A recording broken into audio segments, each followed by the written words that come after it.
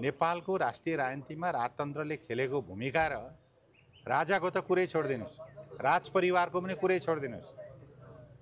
राजाका सुसारेहरूले या राजाका ढोके पालेहरूले लिएको सुविधाको उदाहरण हामीले हेर्ने हो भने या राज परिवारका प्रत्येक सदस्यले राजकीय सुविधाहरू प्राप्त गरेर जुन खालको आयस निर्माण गरिरहेको थियो त्यसको तुलना चाहिँ आज गरेर हेर्नुपर्छ भन्ने मलाई लाग्छ। अहिले त हामीले त्यस्तो खालको सिस्टम ल्यायौँ कि जनताबाट निर्वाचित भएको जनताको छोरो राष्ट्रपति हुने, जनताबाट निर्वाचित भएको जनताको छोरो या छोरी चाहिँ शासक हुने व्यवस्था ल्याएको छ। निर्वाचित भएको जनताको छोरो या छोरी चाहिँ शासक हुने व्यवस्था ल्याएको छ। त्यो पनि एउटा खास अवधिमा आवधिक हिसाबले त्यसको टर्मिनेसन हुने हामीले संवैधानिक व्यवस्था त्यसो त भनिरह्यौँ मान्यज्यू। अब तपाईँ पनि लाइनमै रहनुहुन्छ, यो उमेरमा पनि अझै पनि तपाईँको पनि लाइनमै छ नाम।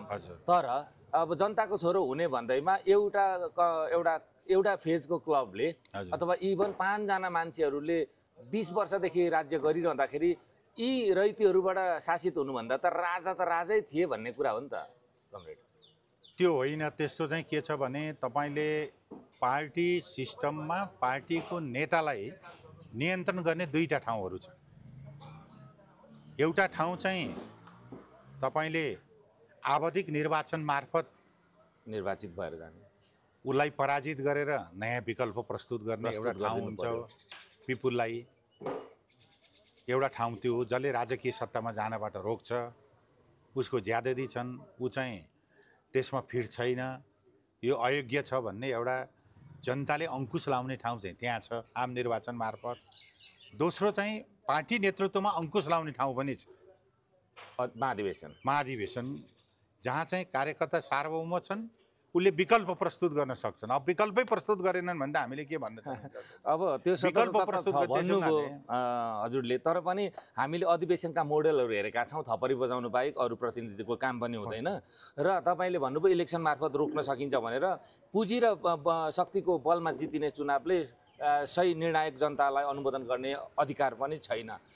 यदि त्यो छ भन्नुहुन्छ भने किन प्रत्यक्ष निर्वाचन प्रणालीमा तपाईँहरूको पार्टी एग्रेसिभ देखिँदैन नि?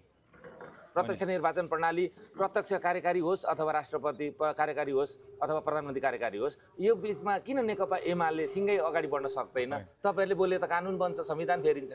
हामीले निर्वाचन अहिले तपाईँले हाम्रो मात्रै होइन नि त, नेपाली कङ्ग्रेस र हाम्रा बिचमा यो गठबन्धन बनिरहँदाखेरि हामीले उच्च प्राथमिकतामा राखेको विषय नै संविधान संशोधनको विषय थियो। संविधान संशोधनको विषय चाहिँ ओपन भइसकेपछि त्यो शासकीय स्वरूपको सन्दर्भमा पनि छलफल हुन सक्छ।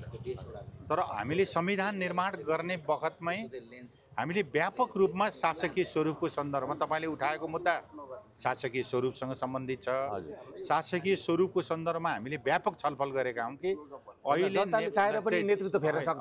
मैले तपाईँलाई म के निवेदन गरौँ भने एउटा व्यक्ति फेर्ने नफेर्ने भन्दा पनि नेपालको जुन खालको जियोलोजीभित्र नेपाल बस, जुन खालका दुईवटा पावर शक्तिहरूको बिचमा नेपालको जहाँ खालको उपस्थिति छ र यहाँको राजनीतिलाई चेक एन्ड ब्यालेन्स गरेर लिएर जाने कि या चाहिँ तपाईँले भने जस्तो प्रत्यक्ष प्रणालीमा गएर एउटा सुप्रिमो बनाउने भन्ने कुरा चाहिँ एउटा अहिले पनि म भन्छु र फेरि दोहोऱ्याएर भन्छु, एउटा व्यापक बहसको विषय हो।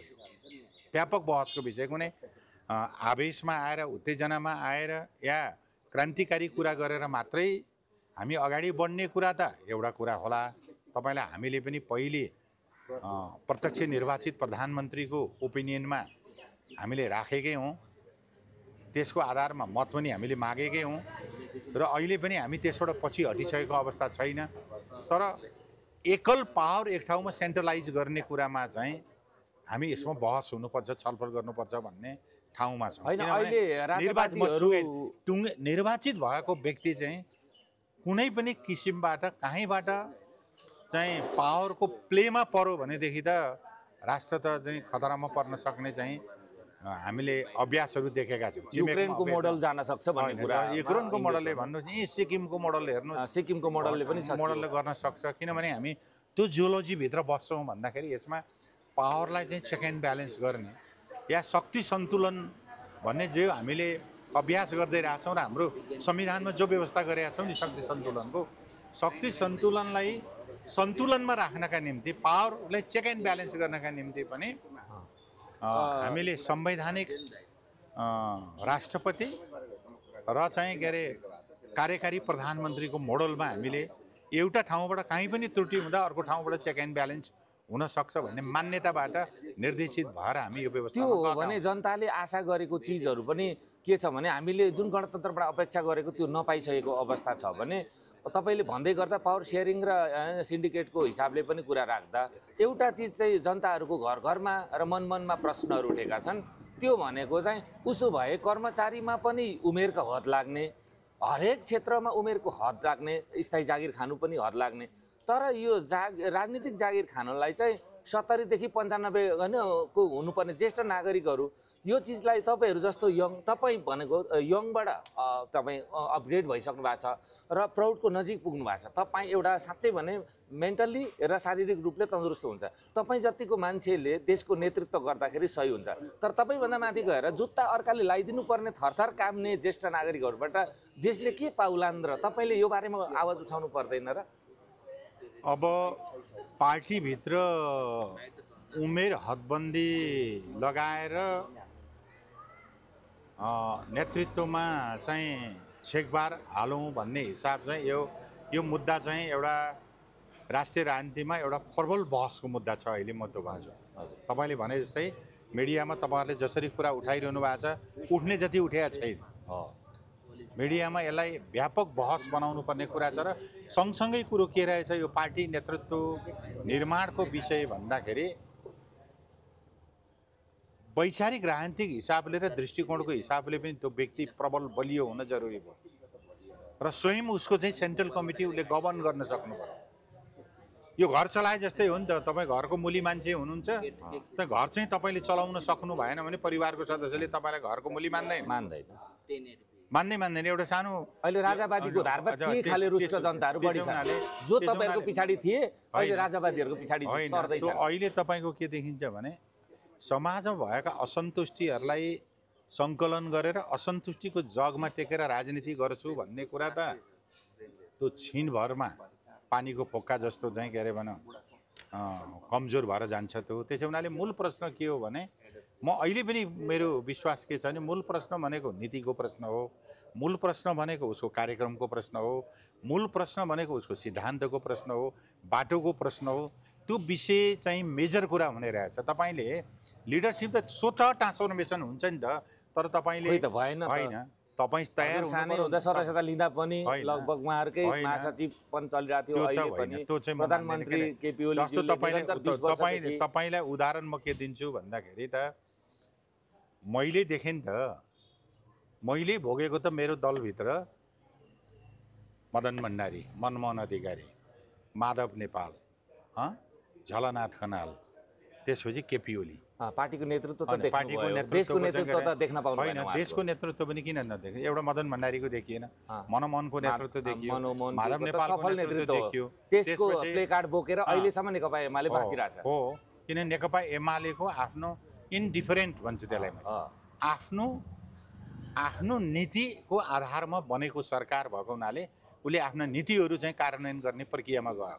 त्यसैले अहिले हामीले भनेको के भने नेकपा एमाले आफ्नो नीति कार्यान्वयन गर्नका निम्ति एकल बहुमत उसले नल्याउने हो या लार्जेस्ट पार्टी भएर उसले चाहिँ आफ्नो सरकार दिन नसक्ने हो भने गठबन्धनको सरकार त सबैको कुरा चाहिँ घोलमेल गरेर लिएर आउँछ, मिक्स तरकारी जस्तो हुन्छ।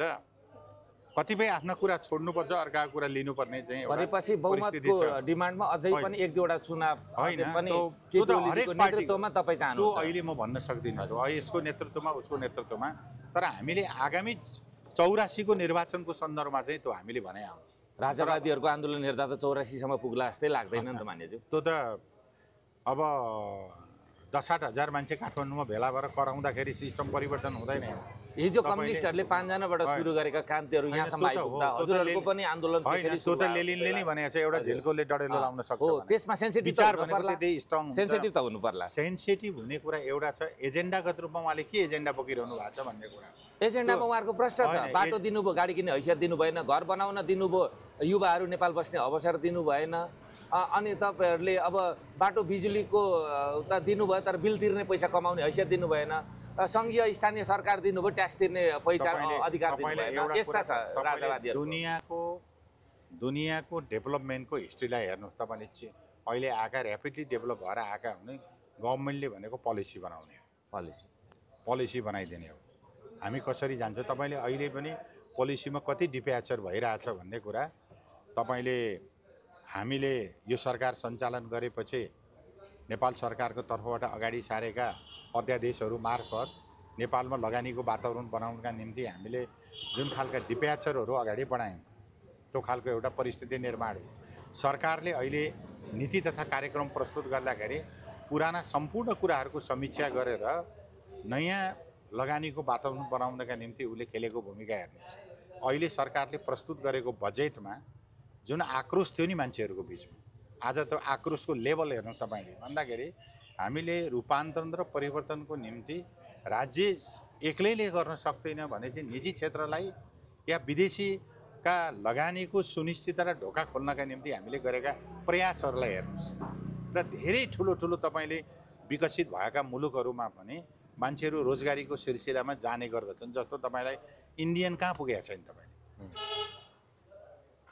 तपाईँले इन्डियन हेर्नुहोस् फिलिपिनी हेर्नुहोस् बङ्गलादेशी हेर्नुहोस् मान्छे बाहिर गएका छन् तर बाहिरै जाने कुरा चाहिँ गलत हो भन्ने मलाई लाग्दैन बाहिर जाँदा सिपसहित बाहिर जाने बढी कमाउने कुरा या देशमै रोजगारीको सृजना गर्ने कुरामा चाहिँ बढी महत्त्व दिनुपर्छ होइन यसो भनिरहँदा अहिलेको सशक्त सरकारले बजेट भाषण गरिरहँदा बजेट भाषणमा भन्दा बढी मान्छे राजावादीको आन्दोलनमा देखियो अथवा राजावादीको आन्दोलन जतिकै भिड चाहिँ अन्तर्राष्ट्रिय विमानस्थलमा पनि देखियो यो युवाविहीन राज्यमा कसलाई सत्ता चलाउँदै हुनुहुन्छ भन्ने कुरामा सरकार गम्भीर हुनु पर्दैन र सरकार गम्भीर छ तर केपी ओली प्रधानमन्त्री भएपछि मान्छे चाहिँ विदेश चाहिँ जान थाले होइन नि रोक्ने कुराको निम्ति त तपाईँले विभिन्न कार्यक्रमहरू हामीले प्रस्तुत गरेका छौँ त्यो कार्यक्रमको कार्यान्वयनको कुरा भयो विश्वसनीयताको कुरा भयो तपाईँले तर बजेट आउँछ अख्तियारी आउँदैन अनि त्यो चिजले असार मसारले के असर गर्छ अख्तियारी आउने सरकारसँग ढिकुटीमा पैसै छैन भन्छन् अरे सुन्नु न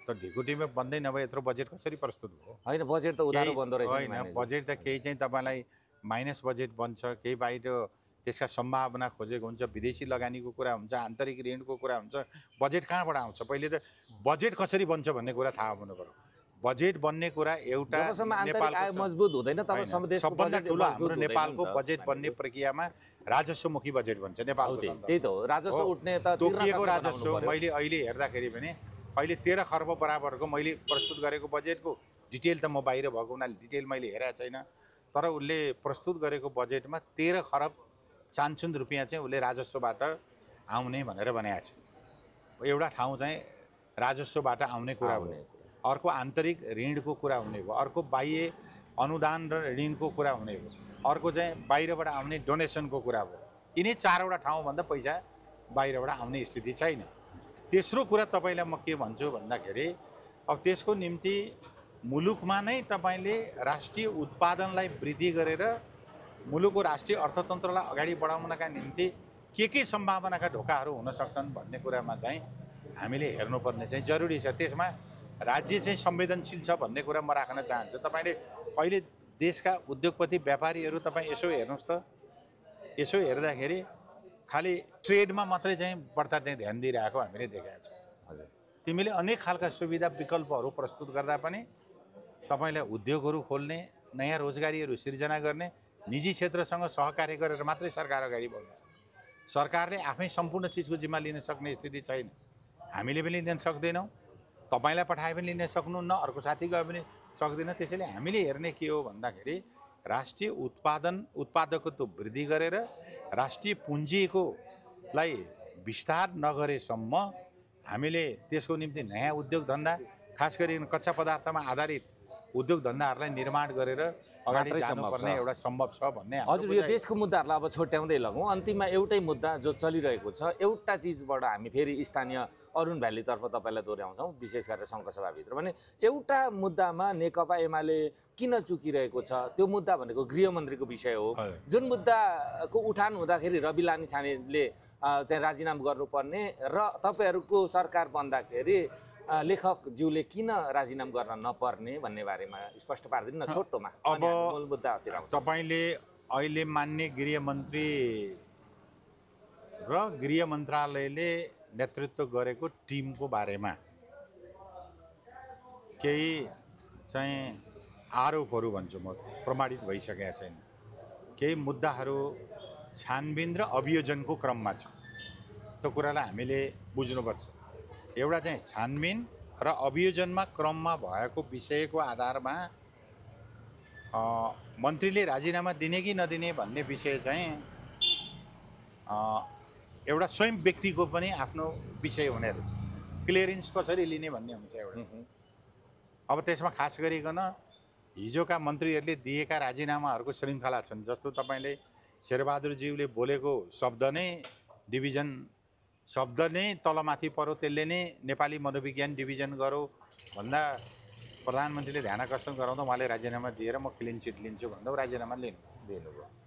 गोकुल बास्कोटाको अडियो सार्वजनिक भएपछि उहाँले राजीनामा दिनुभयो। अब यस्ता चाहिँ श्रृङ्खलाहरू छन्। तपाईँलाई एउटा सानो वर्ल्ड ब्याङ्कको एउटा रिपोर्ट प्रस्तुत हुँदा डाक्टर रामशरण महतले राजीनामा दिनुभयो र क्लियरेन्स छानबिन भएपछि फेरि चाहिँ होइन, प्रधानमन्त्रीज्यूले शिक्षा मन्त्रीलाई चाहिँ राजीनामा दिनुहोस्, तपाईँ अस्वस्थ हुनुहुन्छ अथवा काम गर्न सक्नुहुन्न भन्न मिल्ने रमेश लेखकज्यूलाई कसरी चाहिँ भन्नु भएन? तपाईँले शिक्षा मन्त्रीलाई त्यो भन्ने कुरा चाहिँ त्यो गलत हो। मिडियामा आएका कुराहरू हामी त धेरै टाढा छौँ। शिक्षा मन्त्रीले पनि भन्नुभएको छैन, उहाँले पनि भन्नुभएको छैन। कुरो के हो भने शिक्षा मन्त्रीले राजीनामा दिएको प्रसङ्ग चाहिँ मेरो अलग चाहिँ विश्लेषण फेरि त्यसमा। हजुर, एउटा मोर्चामा गएको सिपाहीले मैले गर्न नसक्ने भएँ भनेर क्याम्पबाट छोडेर हिँड्न मिल्छ कि मिल्दैन? मान्छे इमान्दार हो, मान्छे चाहिँ गम्भीर हो, पढे लेखेको मान्छे हो, निरन्तरता छ, इमान्दार छ, निष्ठा छ।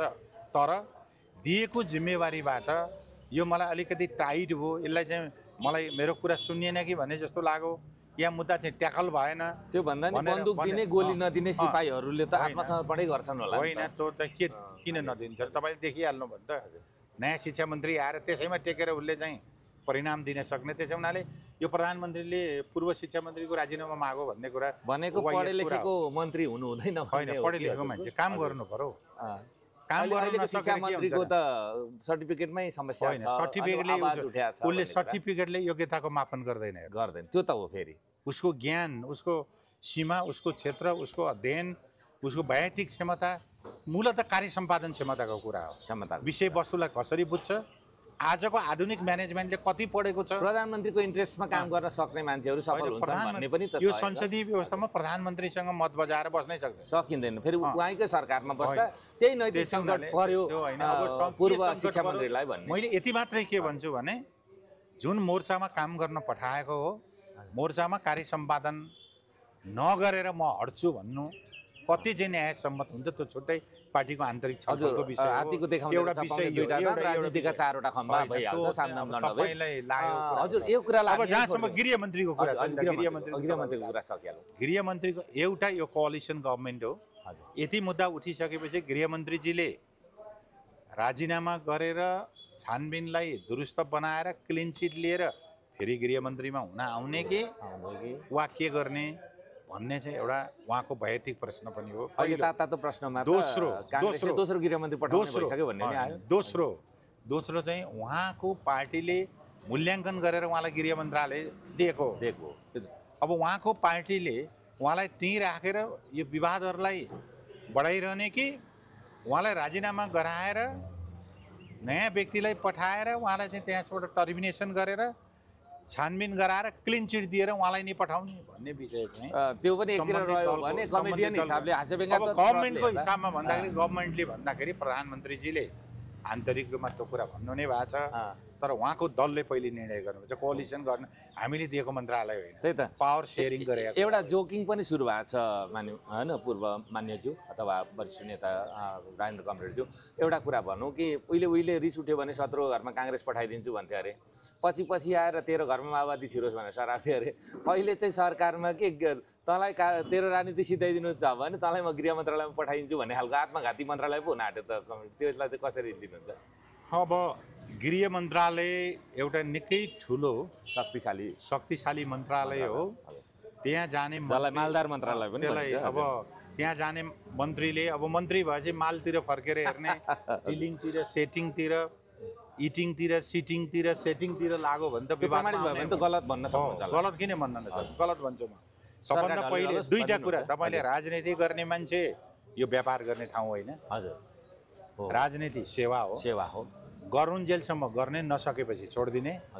अनि राजनीति पनि गर्ने व्यापार पनि गर्ने सिटिङ पनि गर्नुपर्ने सेटिङ पनि गर्नुपर्ने इटिङ पनि गर्नुपर्ने गरेर लागेपछि राज्यले अपेक्षा गरेको काम हुँदैन मान्छे विवादमा पर्छन् त्यसो भएको हुनाले कुनै पनि आजको खुल्ला सोसाइटीमा खुल्ला र पारदर्शी सोसाइटी अझ प्रतिस्पर्धात्मक सोसाइटीमा कुनै पनि लिने जिम्मेवार व्यक्ति धेरै सेन्सिटिभ धेरै वरपर